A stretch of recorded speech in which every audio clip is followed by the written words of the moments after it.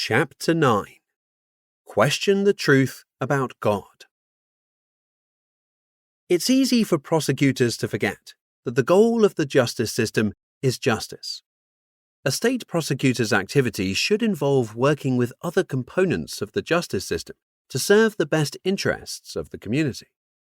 However, there are times when prosecutors have been found to seek out pathways by which they could illegally prevent the admissibility of evidence in court.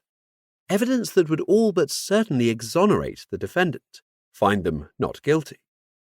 A prosecutor employed by the government collects a salary and, under normal circumstances, does not directly make more money when a defendant in one of their cases is found guilty. Guilty or not, the prosecutor's salary is typically unaffected. This happens more often than we might like to think. A prosecutor intentionally goes through great lengths to put an innocent person in prison, sometimes for decades, so that they win their case. That's how powerful humans' desire to be right is. There are a number of reasons a prosecutor would pursue being right at the expense of great suffering to an innocent person. The prosecutor may have invested a large amount of time in their case and developed a personal connection to their position. They may also be concerned for their ego. What will people think of me after it is discovered that I was wrong about the defendant?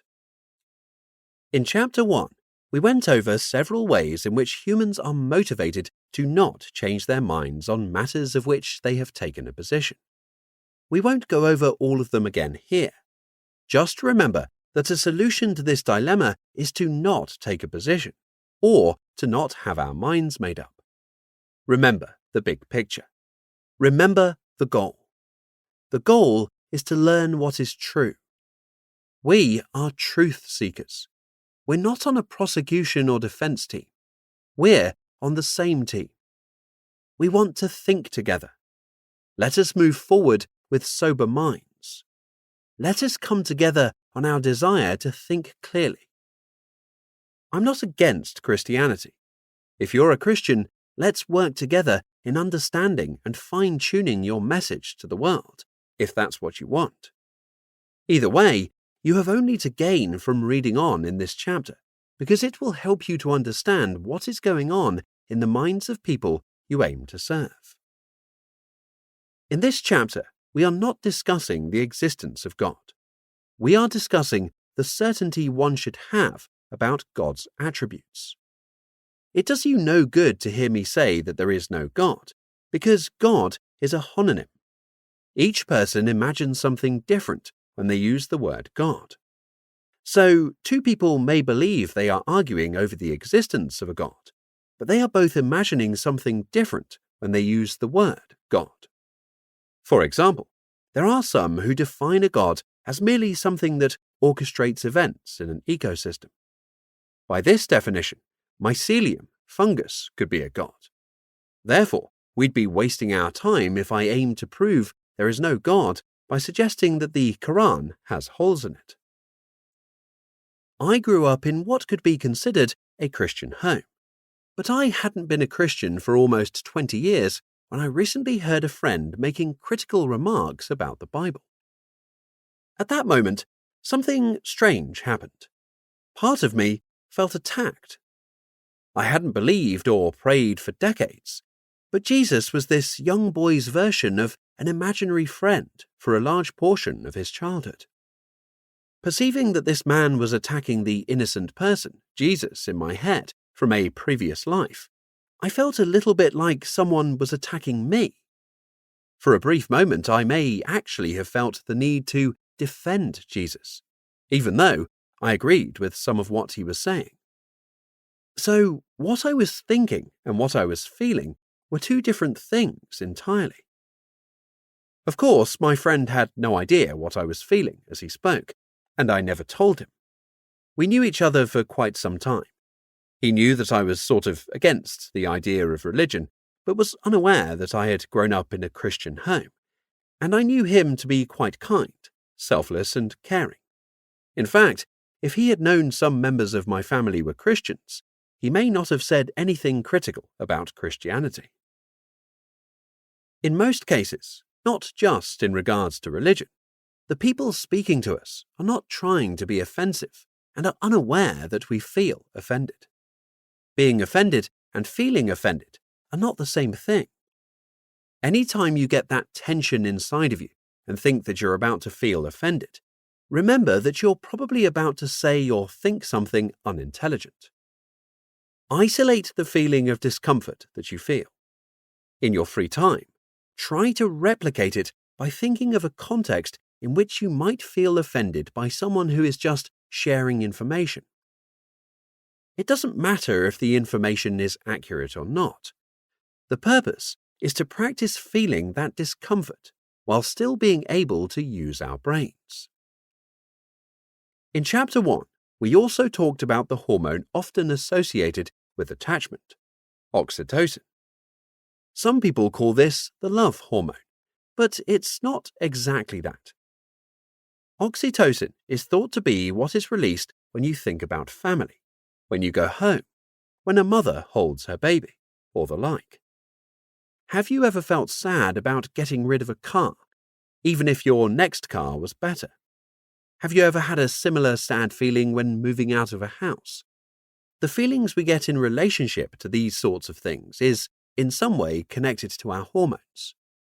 Oxytocin, however, isn't all about being sweet. It can also lead to aggression. Oxytocin was also found to be released in bears when a mother bear is protecting her cubs. This is a problem manifested in tribalism. We feel not only a sense of love and comfort for what we think is our side, we also feel a welling up of aggression in defense of it. The longer we spend with an object or an idea, the more these objects or ideas make their way into our hormones, feelings, and sense of identity. To illustrate this, imagine a person finds a good dog. They are with the dog for about 10 minutes, and the dog suddenly dies. Sure, they might be sad, but they would get over it rather quickly. But if the same person were to spend 12 years with the same dog, the loss of the dog could be, and often is, devastating. Now, let's imagine that somehow we discover that God and his divine nature for sure are 100% real. Yes, there is a real God. Just one thing. His attributes are not as they were described to us by any pastor, and Jesus' name wasn't Jesus, and he didn't live where you thought he lived. You probably wouldn't believe it. You would feel insulted. You may feel that this is an attack on your personal identity. The voice in my head is God or Jesus, we say. It must be. It has to be. We've gone through too much together for it not to be. It should be mentioned that the people who don't believe in God also have the conversation taking place in their heads. Some even consider consciousness to simply be the conversation that takes place in our heads. Have you ever had a best friend die or a loved one die? What's interesting is that for some people, the conversation with these deceased individuals continues. This happens to more people than it doesn't happen to. They go for walks and have a conversation with someone who has passed. Another reason I held to my particular views on God for so long was that I knew for sure that I had gotten some of the things I prayed for. I had also been a part of prayer groups in which the group had gotten some of the things it prayed for as well. It seemed too coincidental to be mere coincidence. But just like statistical ignorance causes many people to hold a dogmatic belief in a supernatural element to karma and fate based on their life experience, I too failed to understand how the law of averages applies to many areas of life. Of course, some of my prayers came true. Of course, I was more likely to remember the prayers that were answered over the thousands that were not. But I was too narcissistic to accept that. I too believed that God would change the weather, or someone's health, or traffic patterns, just for me, not realizing that, in order to do so, it would require changing the course of life events in the lives of 8 billion other people after my wish was granted. Never mind that some untold number of billions of those people are simultaneously praying for things that would oppose the physics involved in the granting of my prayer. We are all sure, without a doubt, that we know the difference between coincidence and magic, but we are clouded by narcissism. People who don't know me might be tempted to think that I lack imagination. His brain is too analytical, or he should open his mind, they might say. But quite the opposite is true. I invite you to consider the possibility that to explain away opportunities for deep thinking with the phrase, "it's God's hand," is a lack of imagination and a lack of courage. If you grew up in a Christian home, I invite you to, possibly for the first time, consider that the world might not be the way we were taught. I am not a messenger of Satan. I, too, grew up in a Christian home. I come in peace. In fact, my motivation for writing this came from noticing the division, tribalism, and elitism that Christian churches can unintentionally cause. I'm writing this to encourage us to have more unity and more love for each other. When I was a toddler, if my mum said God had 2 of each animal put on an ark, it was a historical fact. I wasn't exposed to any other idea. I went to Sunday school. I went to elementary school. I watched cartoons. Columbus discovered America. George Washington was the first president. Moses parted the Red Sea. The stove will burn you. These are facts when you're 6 years old, because an adult told you so. Not only that, many who grow up in a Christian home are taught that other views are evil.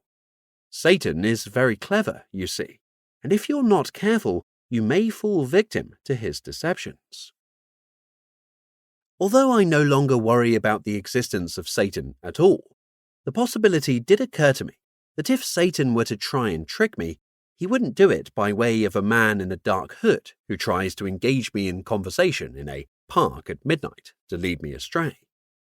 He would more likely be launching psyop campaigns within our churches. This may have marked when I started feeling more comfortable opening my mind enough to question things. The television says knowledge is power and learning is fun, but what does it say about unlearning? We grossly underestimate the difficulty of unlearning and underappreciate its importance. What makes nearly every difficult task that humans engage in difficult is the resistance we experience when trying to reframe our mind to start the tasks such as starting an exercise program, overcoming grief of loss, not being lazy, getting rid of one's anger or resentment, and so on.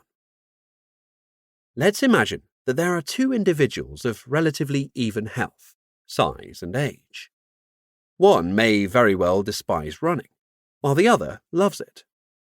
For me, not running would be so painful that if I were permanently unable to run due to some accident or illness, I would need grief counselling.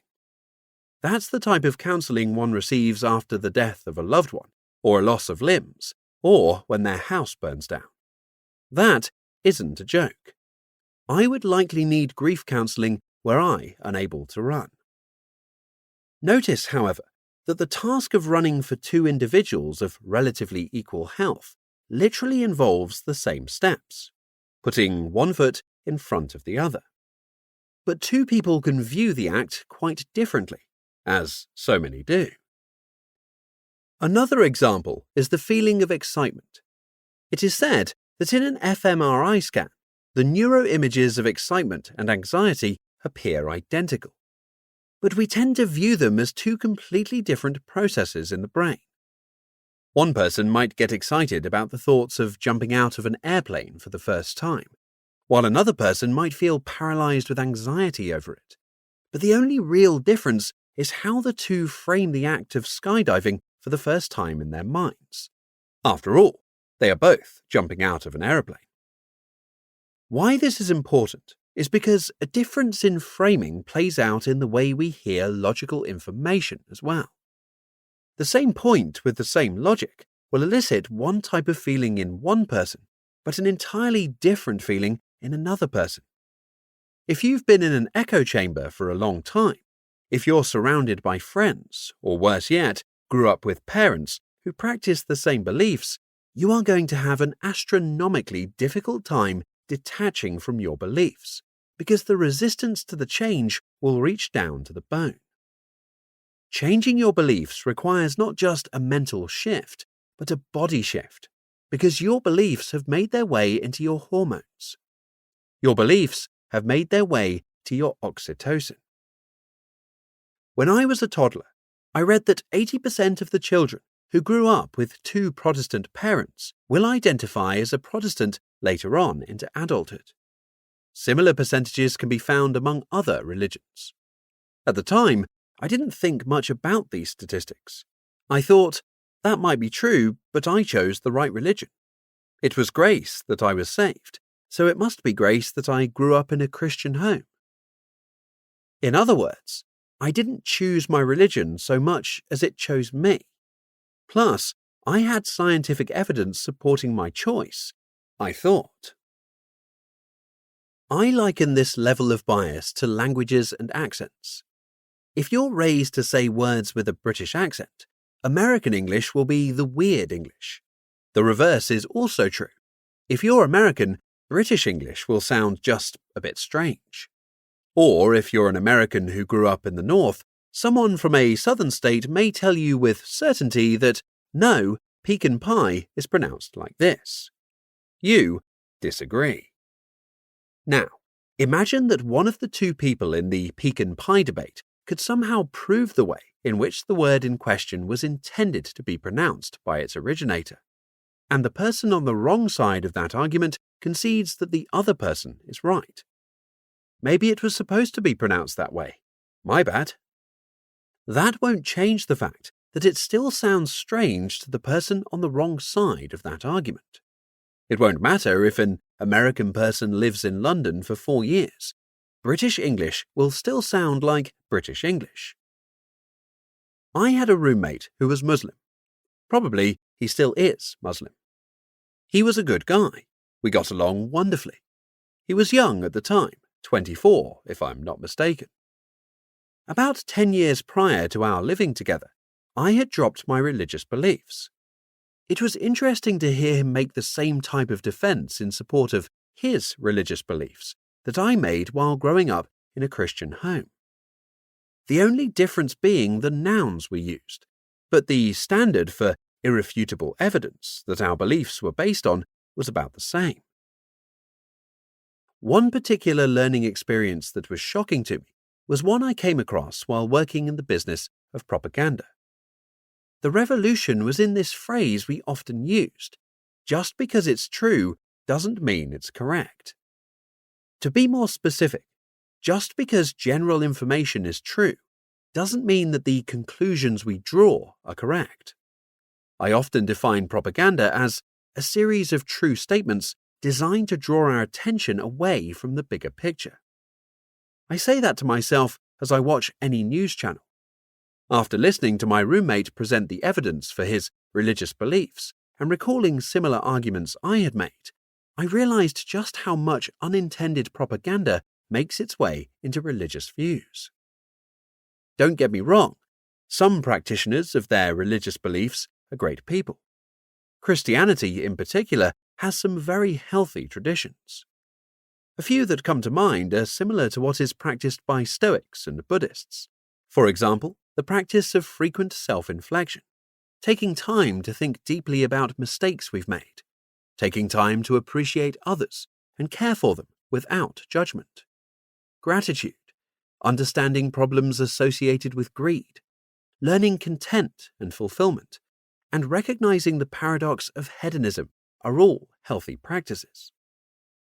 However, there are barriers to experiencing the benefits of the practices listed above that are laced within the way Christians go about exercising their faith, closing oneself off to great learning opportunities because they are considered secular, the anticipation of an afterlife, elitism, tribalism, and spending most of our time with others who think the way they think. This is called an echo chamber. It closes our minds. Believing wholeheartedly that this life is just the primer for another life, the real life, can also cause some toxic behaviors. It can cause us to not appreciate each moment with the full understanding that it may very well be the last time we have these moments. Believing that each person you encounter runs the risk of being damned to an eternity in hell, lest they say the magic words which you think God has prescribed, takes away from the quality of the experiences we have with others, because the religion's belief system dictates how we interact. I once told some friends and colleagues about an operation we were planning in Turkey, aimed at preventing children from becoming victims of sex trafficking. About half of these friends and colleagues were Christians. A few of these individuals who were not Christians were eager to get to work on our operation. However, 0 of my Christian friends wanted to join us. They explained that they would rather not take part in this form of philanthropy because no part of our plan involved using recourses on packing, shipping, and handing out Bibles or sharing the gospel to the children we were serving. They were holding out for other volunteer opportunities that involved planting churches. This is not a reasonable alternative to addressing the suffering of young children. It should be perfectly reasonable to care for children's physical well-being while holding a belief in God. We should be suspicious of any church that encourages the practice of religious activities at the expense of minimizing human suffering. As with the example of the corrupt prosecutor, we must not get so caught up in our personal gamification of a practice that we forget the reason for our practice. In the story of the Good Samaritan, no one shared the gospel. When Jesus tells the story of the final judgment in Matthew 25, the righteous did not hand out Bibles or share the gospel. Yet, they sat at his right hand because they gave clothes and water and food. In the book of 1 John, the author says that we know one has passed out of death and into life because they love. When Jesus told the parable of the Pharisee and the tax collector in Luke 18, the tax collector didn't ask Jesus into his heart, but he got a ticket to heaven. What is it that Christian churches in America don't understand? In addition to belief, prayer can also detract from effort. It is true that studies suggest prayer, like meditation, has many psychological benefits. But prayer, all too often, relieves us of our desire to act. The irritation we experience when we think of someone in need should not be relieved by merely praying for them. The discomfort we feel should motivate us to action. Prayer should add to our plans, not replace or detract from them, as it often does in religious circles. I asked many pastors in Christian churches in America if an atheist or a Catholic or a practitioner of Buddhism who makes a daily practice of inflecting, noticing personal errors, and repentance is saved. 9 out of 10 pastors told me plainly, no. Similarly, when I grew up, we were told that if it's not a Christian song, it's a bad song. If it's not a Christian psychiatrist, it's not a trustworthy psychiatrist. If it's not a Christian book, it's not a book worth reading. This is how tribalism and elitism begin to manifest, and it only gets worse from there. Christian churches urge Christians to attend regular Christian fellowship meetings with people who share the same ideas that they have. Otherwise, their faith starts to slip, they say. Well, of course it starts to slip. That's what you want. There's no value in maintaining the deepest level of bias humanly possible, is there? That's called closed-minded, notoriously a bad thing. When you're in an echo chamber, you're not exposed to other explanations for what you believe. And when you do hear someone say something contrary to your group's narrative, of course it will not sound right. Remember one of our fundamentals from Chapter 1 on listening effectively. When you hear someone speak, you want to first think of a way that what they're saying could be possible. Strongman other positions first, after you're sure that you have received their message the way that they intended to send it. Then you can look for holes in it. Many of my Christian friends would say to me, "Don't forsake the fellowship," believing this to be a quote from Hebrews 10:24-25. You might expect me to say, the Bible wants you to stay ignorant. It doesn't want you to change or be flexible. But I'm not suggesting that at all.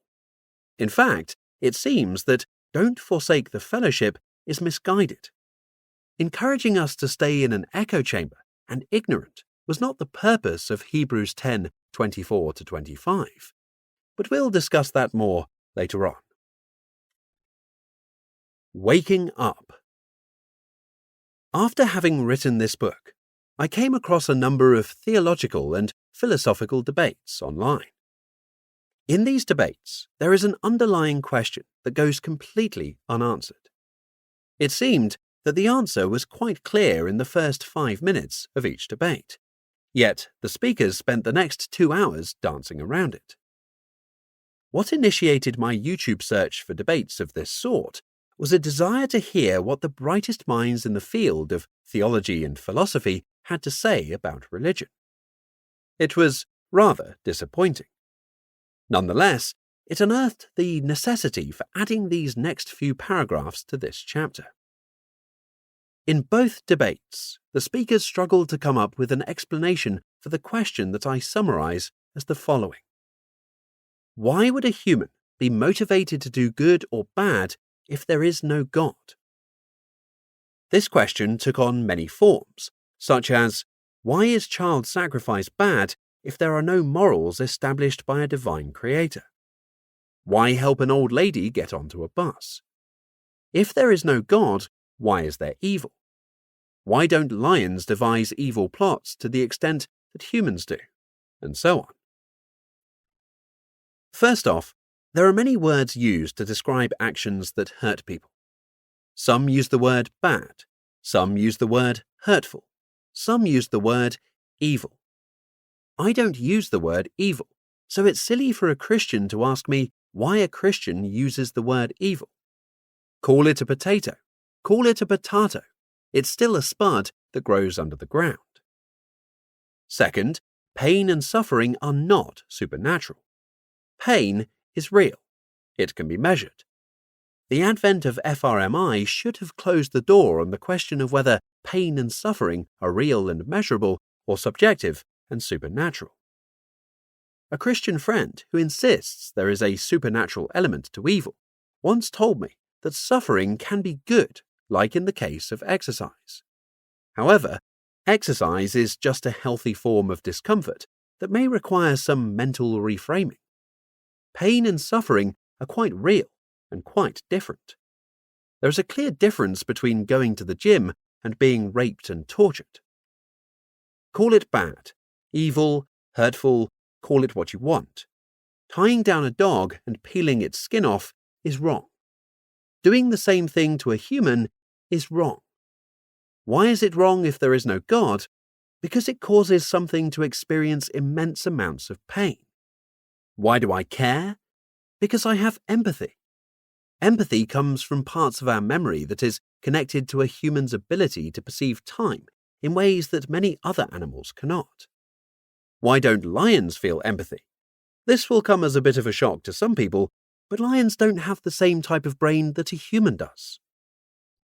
One would think that it would be obvious to everyone in the auditorium during these debates that humans are a social species. We function well in communities. A quick Google search of the term social animals will provide a definition and list wolves, humans, lions, and bees among the examples of social animals. In contrast, examples of solitary animals that you might find in a Google search are bears, platypus, skunks, and leopards. These animals don't have social or communal instincts like humans. Birds migrate south. Rabbits hop. Humans thrive in communities. A seemingly endless number of studies point out that human biomarkers improve in relationship to the health of their social environment. Likewise, unhealthy social environment will typically cause the individual health of most humans in that space to decline. Therefore, in the context of theological discussion, it's worth pointing out that it is perfectly logical for a human to be steadily confronted by their desire to choose between their best interest as an individual and the best interests of the community. At times, the two desires will obviously compete with each other. If there's no God, what's wrong with putting trash in my front yard and letting it pile up for 26 weeks until it becomes a health concern? The answer is clear. It is bad for everyone in the community. Why support the community? Because I have to live in it. Why be nice to your neighbor? Because you live next to that person. Why protect your children? Because you love them. Why do good to a stranger? Because supporting our community and receiving gratitude makes us happy. Why does it make us happy? We are a community species. More on gratitude in a later chapter. These acts are satisfying to our nature. Not understanding this is like being confused about why a person would enjoy eating food. Yes, there are exceptions within each species. About 1 in every 100 people are sociopaths. Some animals within a species have no desire to procreate. Some clovers have 4 leaves, and I was born colorblind. Why would bees give their lives in defense of the queen? Why do bears risk their lives in defense of their cubs? Is it because of God? If the answer is yes, then this is at odds with the idea that the proof that God exists is in the fact that humans act selflessly, and other animals do not. If the answer is no, then we have negated any reason to ask why humans do good deeds if there is no God. Some have said penguins live in communities, but atheism doesn't explain why penguins don't write down moral laws. Atheism doesn't explain premeditated acts of evil. Lions don't plot a genocide of leopards or other competing predators. This may come as quite a shock, but scientists have discovered, this year in fact, that those animals don't have the same brain size and capabilities as the human brain. A lion doesn't comprehend time the way humans do.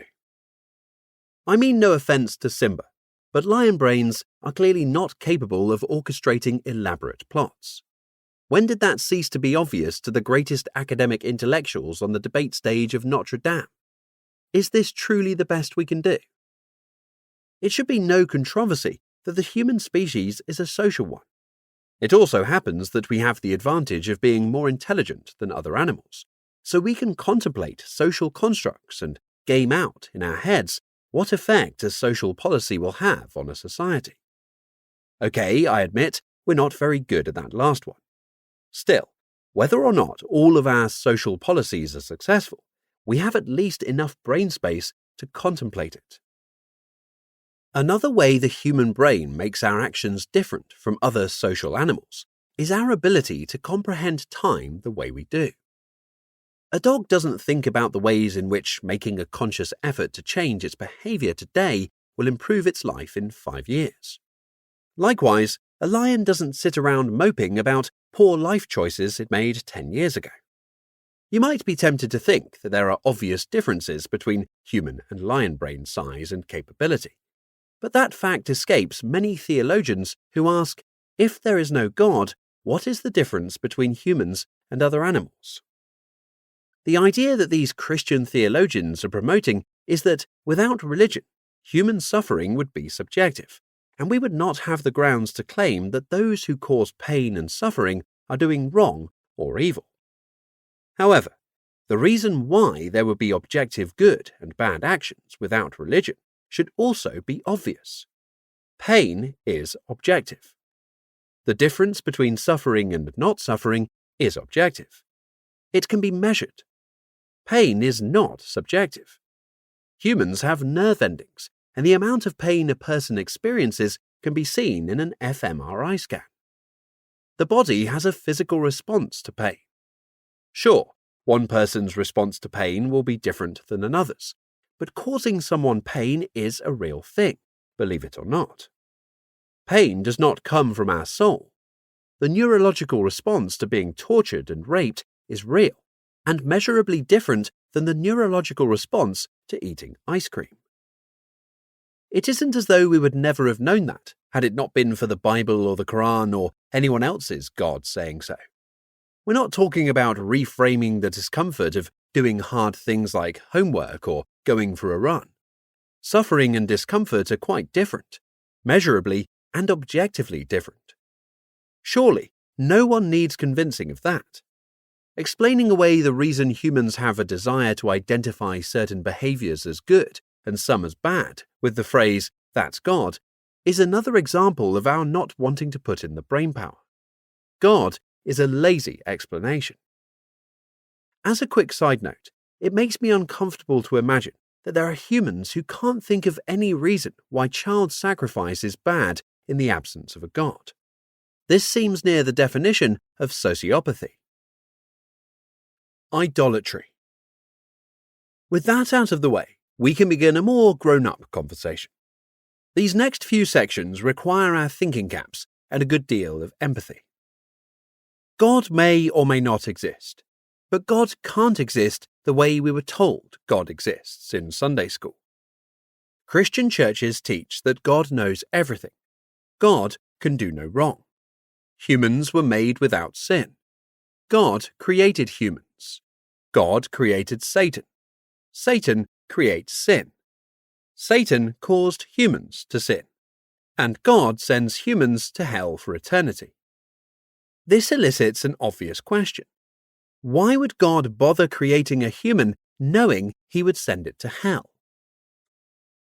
To answer this question, many Christian theologians say God gave us free will.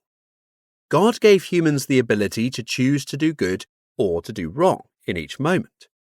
However, the existence of free will still leaves us with the question, does God know or does he not know what a person will choose? If God doesn't know what a human will choose, he isn't omniscient. Either God knew humans would sin or he did not know they would sin. Either God created Satan knowing that Satan would cause all of the world's evil, or God did not know. How could God create every atom of a particular human and not have any idea about what choices this human would make? So, we're left with the same question we started with. Why would God create a human knowing he would send it to hell? Many Christian theologians say that humans are not damned because they made the wrong choice at one time or another. Rather, they teach that we have a sin nature within our biology that began with the fall of Adam and Eve. Before Adam and Eve's poor choices, which led to the fall, they were without sin. So humans have a sin nature that we inherited after the fall of Adam and Eve. God made humans without sin. But after they ate the fruit from the tree, they became infected with sin. Since all humans are now stained with sin, the only thing that can save humanity from an eternity in hell is God's grace and forgiveness.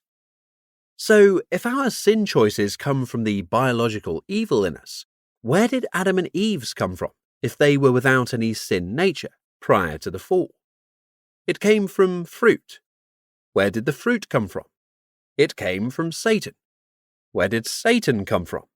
You guessed it, we're right back to where we started. We're expected to understand that God wrote the programming language for Satan. He wrote the code. God also wrote the code for humans. If we believe that God omnisciently created all things, eventually we come back to God being responsible for what happens. One might say, God didn't give humans the fruit, he just gave the fruit to someone else, and they gave it to us humans. If I kill someone, I've done wrong. If I hire someone to kill someone, I've still done wrong. Worse yet, if I create someone or something to kill someone, I obviously carry even more responsibility because this is the apex of premeditated. Christian theologians who have gamed this out in their heads understand that they can't escape the idea that God is, in some way, if not in every way, responsible for human suffering and misbehavior.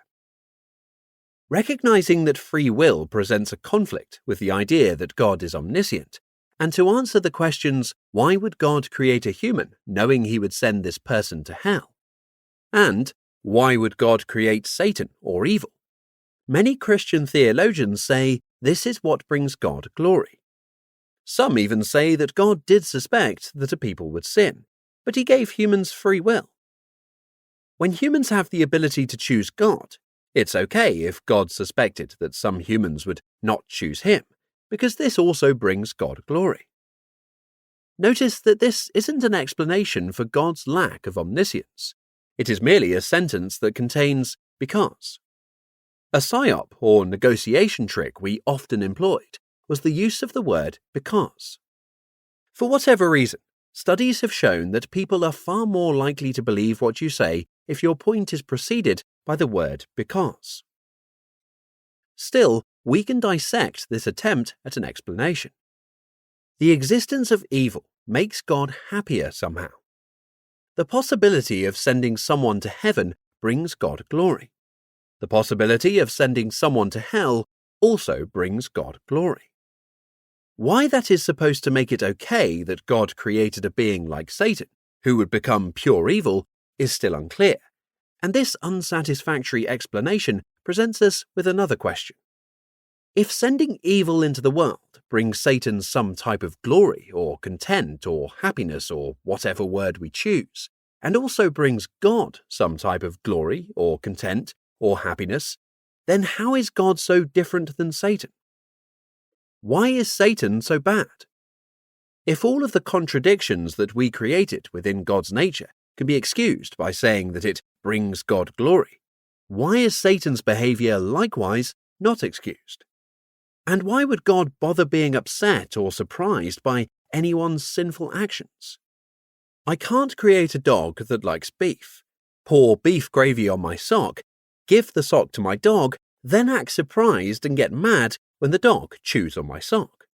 I knew full well that the dog would eat the sock. What a surprise! We say that God created a human, 100% of a human, omnisciently, but see no issue with God being surprised when it does what God knew it would do. Therefore, we perceive God as simultaneously being not omniscient and an imbecile. Or perhaps our understanding of God is inaccurate. Let's address the glory that God may derive from all of this.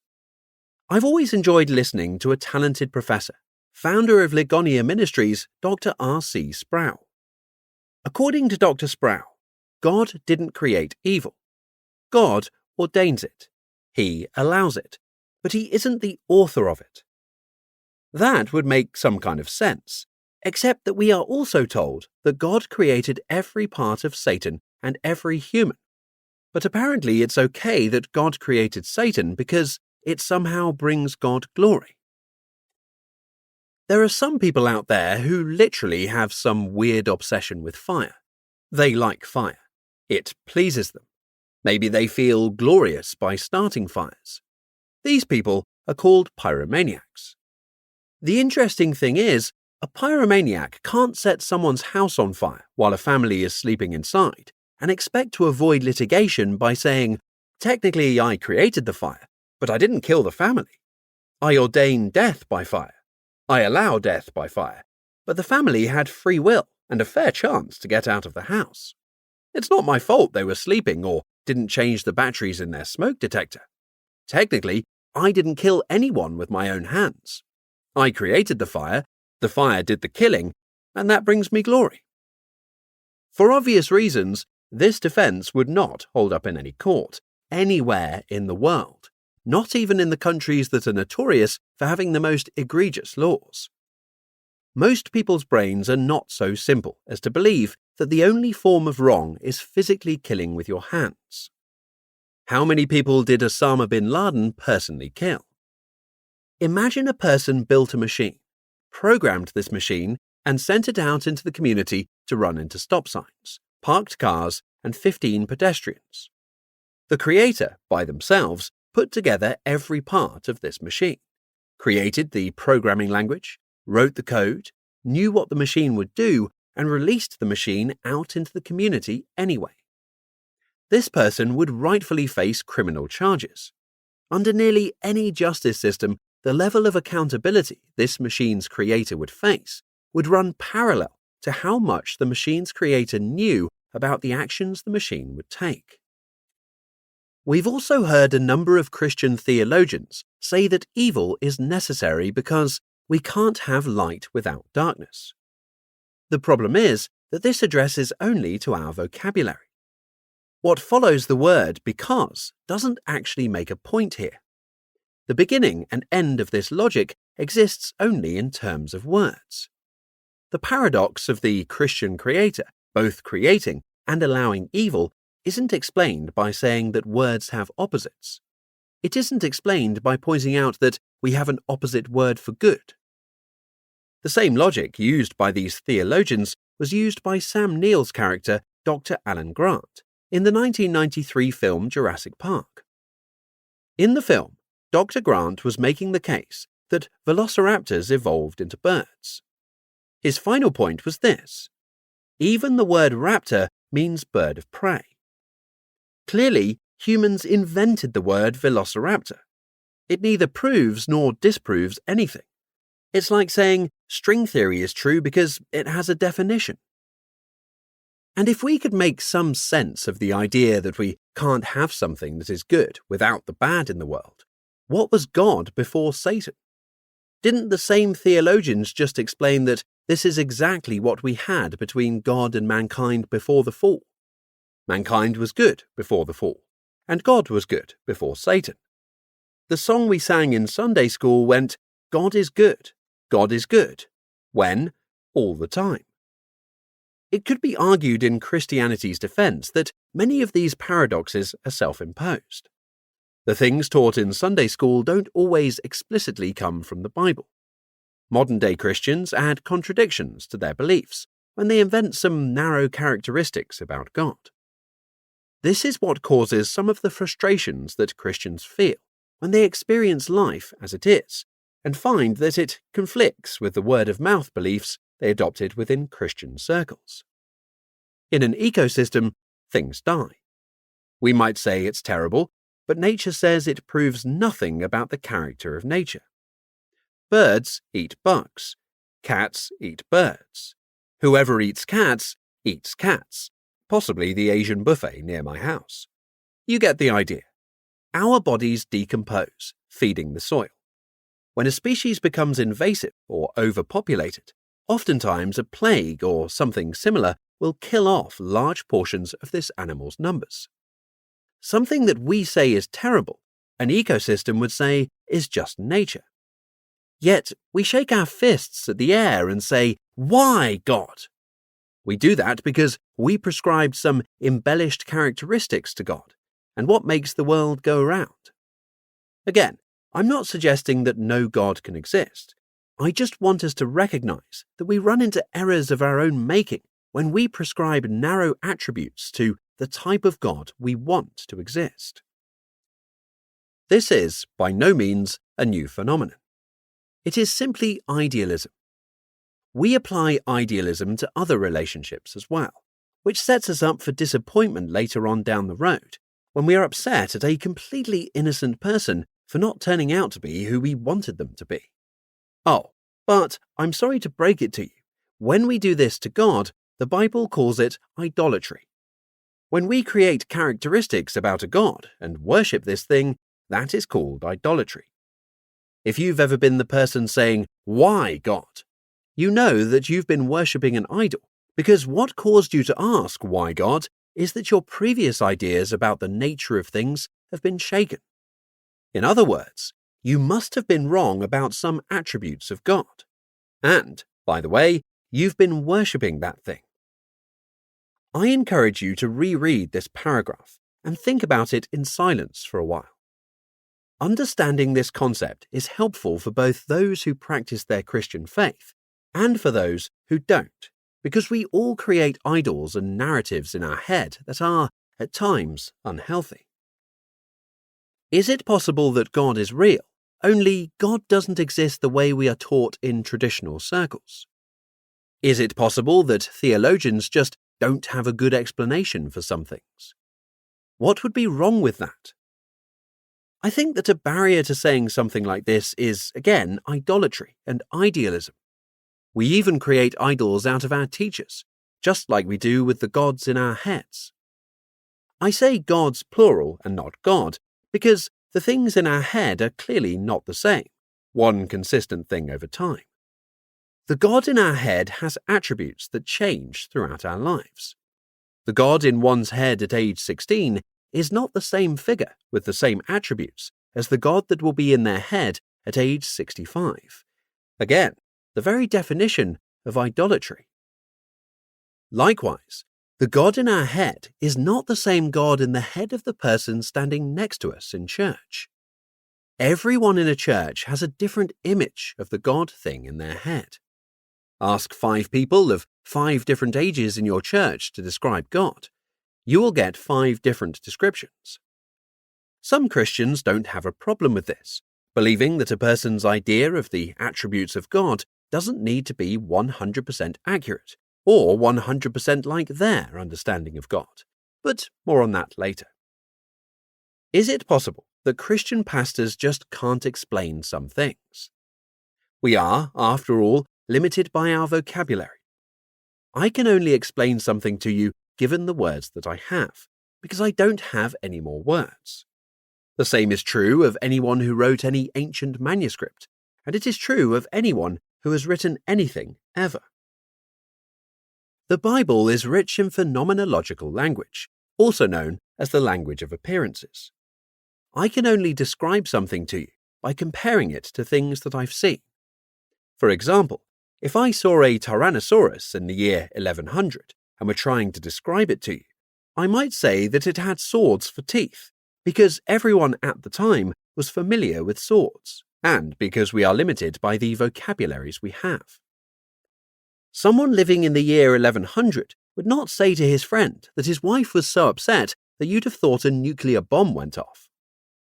Likewise, the Bible is also rich in anthropomorphic language. Anthropomorphic language is used when we try to explain the characteristics of something with words often attributed to human behavior.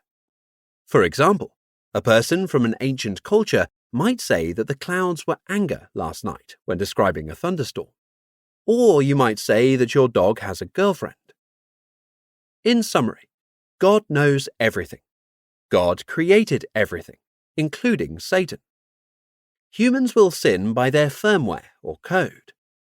God created them knowing all of this, and punishes them to an eternity of suffering in hell and derives glory or pleasure from it. Therefore, God is one of 3 things. 1. Not omniscient. 2. Not the creator of all things. 3. Is omniscient, created all things, and is more responsible for evil than Satan. Or 4. Simply isn't as modern Christian theologians describe him. Free will. You don't have complete free will to make your own choices, and no one should be more aware of this than Christians. Again, I'm not against Christianity. If you are Christian, let's work together in understanding and fine-tuning your message to the world. Unless one is completely unfamiliar with even the most basic understanding of neurobiology, neurons fire, send signals, and so on, they must see the paradox in believing in free will and believing that God not only knows, but created every hair on their head, every neuron in their brain, every atom in their body, and set the universe into motion knowing when and where you'd be born, and what type of environment you'd be raised in, yet has no idea what decisions you will make, what direction your life will take, and is in no way responsible for our decisions. Indeed, complete free will appears to be an illusion. It seems that the only people who believe in total free will are the people that haven't thought about it for very long, much like the people who wholeheartedly believe that they are entirely self-made millionaires. No group should be more aware of the fact that you do not orchestrate all the events in your life than Christians, because Christians believe that God is an all-knowing creator. Give me a context in which my brother is faced with making one of 2 choices, and I can tell you with at least some degree of accuracy which he will choose. If we are talking about my brother Jeremy, and he just met 6 strangers who presented him with the choice to stay out all night drinking and risk losing an important job opportunity that he has early in the morning, or to go home, go to sleep and wake up feeling fresh, I would win money all week at the casino betting on him going out to party and losing the job opportunity. He was a great guy, but man, he liked to party. Now, if you were to ask 10 of my friends what I'm going to do on Saturday night, all 10 would say he's going to read and go to sleep at 9 p.m. Unfortunately, they'd be right. You could get more detailed and x-ray my stomach and know whether I'm going to be hungry in 30 minutes. You could get more detailed, look at my gut microbiome, level of physical activity that day, a host of other things, and you may even know what type of food I'm going to be hungry for. Add to that knowledge of the culture I was born in, the food I grew up eating, and the food I've been eating for about the last year, and you might even guess what exactly I'm going to have for lunch. The more details you add to that, the more accurate your predictions would be. Add to that the idea that you not only know all of my neurons, but created them in the firing sequence you did. In other words, in the field of omniscience, knowing what decision I'm going to make is child's play. There may be manifestations of omniscience that are amazing to ponder, like the oceans or the cosmos or whatever. But knowing what choice a particular human is going to make isn't one of those amazing things.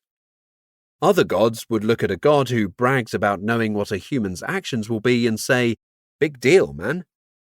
If I have enough information, even I know what my brother will do most of the time in a given context. Given enough information, even you would know what I'm going to choose to have for lunch. But we are supposed to believe that the Christian God has no idea what religion we will choose.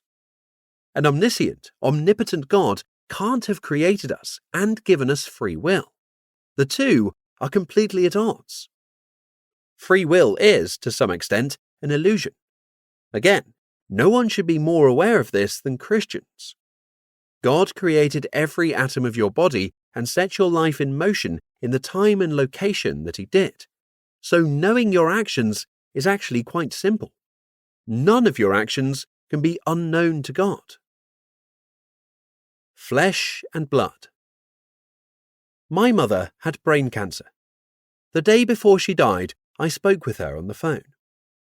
I obviously didn't know she would die the next day. In fact, I didn't know that her condition had gotten worse because we knew for a few years that she had cancer, and I had sort of gotten used to that. She was staying at her sister's because she was having trouble walking. We spoke on the phone briefly every day. When we spoke the day before, she was the woman I always knew. But on this night, she asked me something. I don't remember what exactly. I must have blocked it from my memory. We'll just pretend she said, "Did you take that box to your brother?" "Yes," I answered. I carried on the conversation for a few minutes. After a slight pause, she again asked, "Did you take that box to your brother?" Puzzled, I said, "Yes, I told you." I then started on about something else for a few more minutes. When I finished talking, she again asked, "Did you take that box to your brother?" I paused to gather my thoughts. "Mum," I asked. She then asked me about my day. "I just told you about my day," I responded. It became clear that the cancer had invaded an area of her brain it hadn't before. The unusually intelligent, empathetic, creative woman I knew was gone. And yet, here she was, talking to me in the same tone she always had before. She went on to repeat some things a few more times. Despite realizing that my mum, as I knew her, was gone, I stayed on the phone with her, reluctant to hang up, knowing it would be the last time I would hear her voice. I sat on my porch with the phone to my ear for another hour or so, listening to her repeat the same things. Eventually, I worked up some courage and determined that I was ready to hang up. "Mum," I said, "I need to go now. I love you." "I love you too," she said. She then asked me how my day was and started talking about something we had already talked about. As she talked, I brought the phone away from my face and held it in my hands for a few minutes. I could still hear her voice, but the sound was too faint to make out the words. What she was saying didn't matter anyway. I hung up the phone. She died shortly after. It was the last time I spoke to her.